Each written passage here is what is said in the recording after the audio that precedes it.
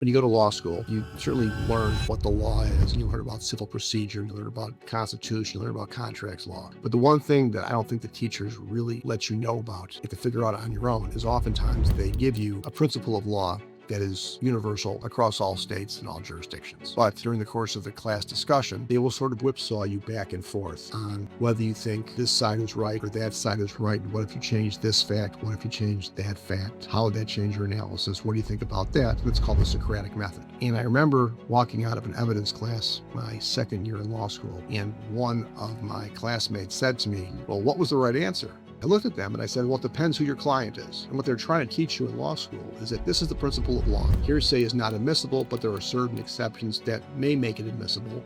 You have to know, depending upon which side of the fence you're standing on, the plaintiff or the defendant, pro or con, what arguments to make in order to get that piece of evidence into the case or to keep it out. So people who go to law school think there's going to be a clear, bright line answer are missing the point. Yes, you will learn what the law is, but the art of practicing law is knowing which arguments to make, pro or con, for each of those accepted concepts.